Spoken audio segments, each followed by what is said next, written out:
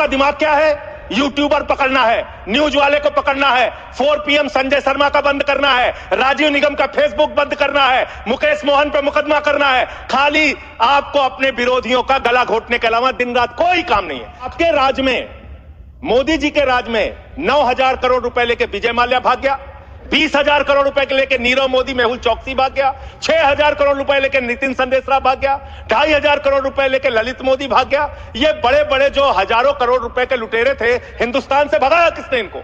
आपने भगाया। जैसे अडानी का नाम लो, पूरी की पूरी भाजपा खड़ी हो जाती है, 440 बार तक करंट लग जाता है। यही विषय है कि देश को बर्बाद किया है तुमने। क्या है ये? क्या है? बांग्लादेश की यात्रा किया 2015 में, अडानी को ठेका मिल गया। श्रीलंका की यात्रा की 2021 में, अडानी को वहां ठेका मिल गया। तंजानिया की यात्रा की 2023 में, अडानी को वहां ठेका मिल गया। धन्यवाद मान्यवर, आपने इस महत्वपूर्ण बिल पे मुझे अपनी बात कहने का मौका दिया। मान्यवर, ये बिल कुल मिलाकर है क्या? बड़े बकाए कर्जदारों को, जो बड़े बड़े कर्जा लेके बैठे हुए लोग हैं, उनको आप संरक्षण देने का काम इस बिल के माध्यम से कर रहे हैं। और मैं इसको इस रूप में भी कहूंगा कि बैंकों में आम आदमी का पैसा जमा है मान्यवर, किसान का, मजदूर का, कर्मचारी का लाखों करोड़ रुपए जमा रहता है। वो पैसा आप गरीब आदमी को नहीं देते, उनके रोजगार के लिए नहीं देते, MSME सेक्टर के लिए नहीं देते। वो पैसा उठा के आप अपने चंद पूंजीपति मित्रों को दे देते हैं, जिन मित्रों से आप पीछे से चंदा लेते हैं और धंधा देते हैं, उन मित्रों को आप पैसा दे देते हैं। और जब वो मित्र आपके डूब जाते हैं तो आप उनको बचाने के लिए ये बिल लेके आते हैं। तो कुल मिलाकर बैंक डकैती को लीगलाइज करने का ये बिल है। बैंकों पर जो डकैती हो रही है आपके दोस्तों के द्वारा, आपके मित्रों के द्वारा, उसको लीगलाइज करने का काम इस बिल के माध्यम से आप कर रहे हैं। आपका ध्यान इस देश की अर्थव्यवस्था को ठीक करने के लिए नहीं है मान्यवर। मैंने पूरी डिबेट सुनी लोकसभा की, खाली एक चीज बताई जा रही है, ये लोन पहले का है, ये लोन पहले का है, ये लोन पहले का है। लेकिन मैं आपसे पूछना चाहता हूं, जब आपकी सरकार बनी तो आप तो कह रहे थे हमारी 56 छुरी वाली सरकार है, हम एक एक आदमी से डंडा मार मार के वसूली करेंगे, सबसे पैसा लेंगे, कोई भागने नहीं पाएगा। लेकिन आपके राज में, मोदी जी के राज में 9,000 करोड़ रुपए लेके विजय माल्या भाग गया, 20,000 करोड़ रुपए के लेके नीरव मोदी, मेहुल चौकसी भाग गया, 6,000 करोड़ रुपए लेके नितिन संदेशरा भाग गया, 2,500 करोड़ रुपए लेके ललित मोदी भाग गया। ये बड़े बड़े जो हजारों करोड़ रुपए के लुटेरे थे, हिंदुस्तान से भगाया किसने इनको? आपने भगाया। ये गुनाह आपने किया। इसलिए आपको देश की अर्थव्यवस्था को ठीक करने का आपकी मंशा नहीं है। आपकी जो 56 छुरी वाली सरकार थी, उन्होंने तो इन लोगों को भगाने का काम किया, इन लोगों को निकालने का काम किया, सेफ पैसेज देने का काम किया। देश की जनता लूटी गई, बैंकों को आपने खाली करने का काम किया। और ऑथेंटिकेट करते हुए मैं आपको बताऊंगा मान्यवर, ये आपका लोकसभा में दिया गया सरकार का उत्तर है, मेरे घर पे नहीं बना। इसमें आप लोगों ने साफ तौर पे बताया है कि आपने करीब करीब 70% कर्जा 5,44,000 करोड़ में से मात्र 1,60,000 करोड़ रुपए आपने कर्जा वसूला और बाकी सब का सब आपने माफ कर दिया। ये तो बड़ी अच्छी स्कीम है आपकी, बहुत अच्छी स्कीम है। यही स्कीम आप किसानों के लिए लाइए, यही स्कीम आप मजदूरों के लिए लाइए, रेहड़ी पटरी वालों के लिए लाइए, छात्रों के लिए लाइए, छोटे दुकानदारों के लिए लाइए। और कहिए कि अगर 1 लाख रुपए किसी किसान का बाकी रहेगा, 30,000 रुपए दे दे, उसका बाकी कर्जा माफ। कहिए कि अगर 1 करोड़ रुपए किसी दुकानदार का, छोटे व्यापारी का माफ रहेगा, बकाया रहेगा, उससे 30 लाख रुपए लेके 70 लाख रुपए माफ। क्योंकि यही काम तो किया है आपने। आंकड़े पढ़ रहा हूं मान्यवर, ध्यान से पूरे देश को सुनना चाहिए। क्या है आपकी असलियत? आपने भूषण स्टील का 54,000 करोड़ रुपए कर्जा बकाया था, 42,000 करोड़ रुपए आपने वसूला, 23% आपने माफ किया। एसआर का, भूषण स्टील का 57,000 करोड़ रुपए बकाया था, 35,000 करोड़ वसूला, 38% आपने माफ किया। 8,000 करोड़ रुपए ज्योति स्ट्रक्चर्स का बकाया था, 55% आपने माफ किया। 91,000 करोड़ GHFL का बकाया था, 60% आपने माफ किया। भूषण पावर का 48,000 करोड़ रुपए बकाया था, 19,000 करोड़ रुपए वसूला, 60% माफ किया। इलेक्ट्रो स्टील्स का 14,000 करोड़ रुपए बकाया था, 5,000 करोड़ रुपए लिया, 62% आपने माफ किया। मोनेट इस्पात का 11,500 करोड़ रुपए बकाया था, 2,800 करोड़ रुपए वसूला, 75% कर्जा आपने माफ किया। एमटेक का 13,500 करोड़ रुपए बकाया था, 2,700 करोड़ रुपए वसूला, 80% आपने माफ किया।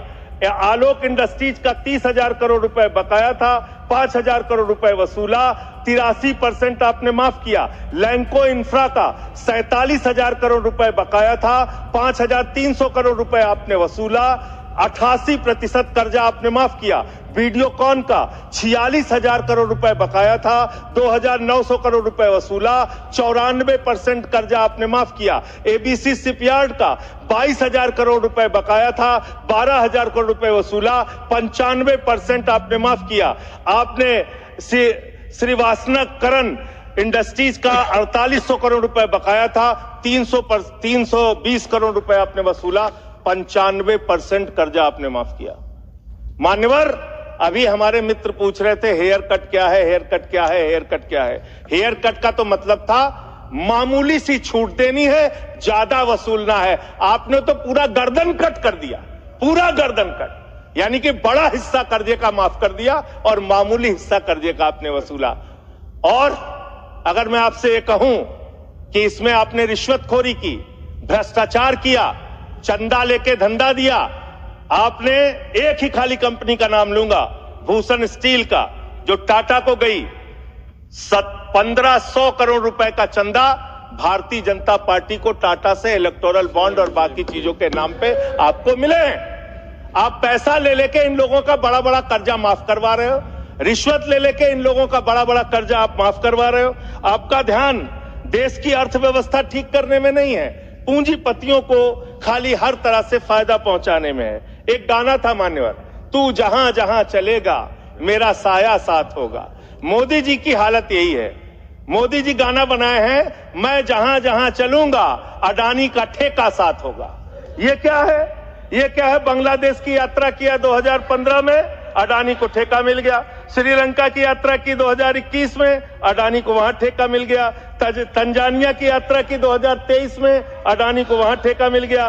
केन्या की यात्रा की 2023 में, अडानी को वहां ठेका मिल गया। नेपाल की यात्रा की 2023 में, अडानी को वहां ठेका मिल गया। मलेशिया में 2017 में यात्रा की, अडानी को वहां ठेका मिल गया। 2018 में सिंगापुर की यात्रा की, अडानी को वहां ठेका मिल गया। सर दिखाई नहीं पड़ रहा हूं मैं सर, अडानी को वहां ठेका मिल गया। वियतनाम की यात्रा की 2024 में, अडानी को वहां ठेका मिल गया। इजराइल की यात्रा की 2017 में, अडानी को वहां ठेका मिल गया। तू जहां जहां चलेगा मेरा साया साथ होगा।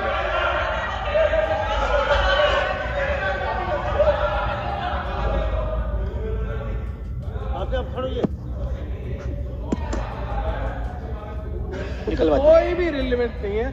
ये जो इरेलीवेंट जो इन्होंने उसको भाषण से निकाला जाए सर, एक्सपेंज किया जाए। कोई मत। दूसरी बात सर, इतना झूठ आंकड़ा दे रहे हैं, उसको कोई तथ्य दूर दूर तक नहीं है। रिकॉर्ड में चेक करेंगे, हम रिकॉर्ड चेक कर लेंगे। हाँ बोलिए। अडानी का नाम सुनते ही लोगों को 440 वोल्ट का करंट क्यों लग जाता है? मुझे तो समझ में नहीं आता। जैसे अडानी का नाम लो, पूरी की पूरी भाजपा खड़ी हो जाती है। 440 वोल्ट का करंट लग जाता है। यही विषय है कि देश को बर्बाद किया है तुमने, कर्जा दे दे के अपने दोस्तों को भगाया है। अब बिल पे आइए। आपका ध्यान बड़े बड़े पूंजीपतियों से। मान्यवर मेरा समय जा रहा है, मान्यवर मेरा समय जा रहा है, मुझे बोलने दीजिए। मान्यवर, आपका दिमाग, हम चेक कर लेंगे। आपका दिमाग बड़े बकायेदारों से कर्ज वसूलने में नहीं है। अगर होता तो ये हजारों करोड़ के जो बकायेदार, इनके पासपोर्ट जब्त करो ना। संजय सिंह के तो पासपोर्ट आपने जब्त किए हैं, एक एक सांसद के पासपोर्ट आपने जब्त किए हैं। इन डकैतों के पासपोर्ट क्यों नहीं जब्त किए आपने? इन डकैतों के पासपोर्ट क्यों नहीं जब्त किए आपने? नहीं जब्त किए। आपका दिमाग क्या है?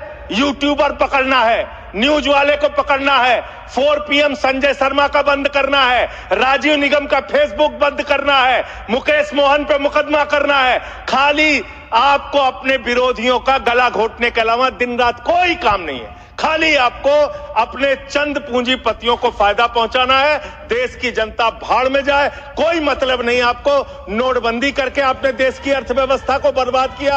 आपने एक अपने पूंजीपति दोस्त को हिंदुस्तान की सारी संपत्ति देके देश को बर्बाद किया। आप सिर्फ देश को लूटने वाले लोग हो। आप देश को लूटने का और भ्रष्टाचार करने का और उनसे चंदा लेकर धंधा देने का काम कर रहे हैं। मान्यवर, इस बिल का मैं पूरी तरीके से विरोध करता हूं। अंतिम बात कह के खत्म करूंगा। मान्यवर, एनसीएलटी की बड़ी चर्चा हुई। एनसीएलटी में मान्यवर 30, बस खत्म कर रहा हूं, सबको आपने ज्यादा टाइम दिया, मुझे भी 1 आध मिनट दे दीजिए सर।